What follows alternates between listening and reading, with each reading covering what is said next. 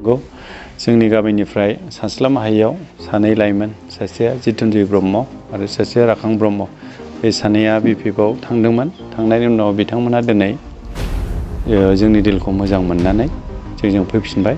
बिसोरो सानस्लाबनो हायैयाव थांदों होननानै खिन्थादों।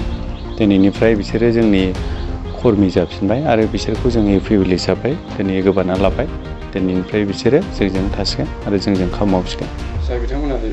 बिसोर सिगांथारावहाय UPPL आवनो दङमोन। बेनिफ्राय UPPL थानाय समावनो माखासे गावसिनि लोगोफ्रा बिसोरखौ एसे फुस्लायनानै लांनाय बायदि जादों आरो फुस्लायनानै लांनानै बिसोरखौ जयेन जाहैदों। जयेन जाखांनायनि उनावहाय बिसोरो माखासे सम UPPL थादोंमोन। थाखांनायनि उनावहाय बिसोरो गावसोरनो गोसोआव मोनसे सानखांनाय फैफिनदों जे दिनैनि दिनाव BTR गभर्नमेन्टखौ जाबायदि जोंना प्रमद बर' सारा सालायदों, बे सालायनायनि सायावहाय गावसोर लाइमोन हिसाबै गभर्नमेन्टनि सायाव माबा मोनसे आसा खालामफिननाय थादों। बेनि दारैनो गावसोर जिबनाव जौगानाय मोनसे लाबोनो हागोन, बे खोथाखौ बिसोर सानफिननो हादों।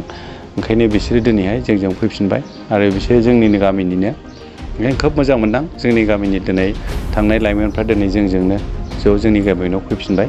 बेनि थाखाय आङो जोबोद गोजोननाय मोनदों आरो दिनै बिथांमोनहा जोंनि सिमाव जे फैबाय, बे सानै लाइमोना, बिसोरखौबो आंनि गोसो गोरबोनिफ्राय रोजा रोजा साबायखर हरबाय आरो दिनैनिफ्राय जोंजोंनो जों बिसोरखौ बजबना लाफिनबाय।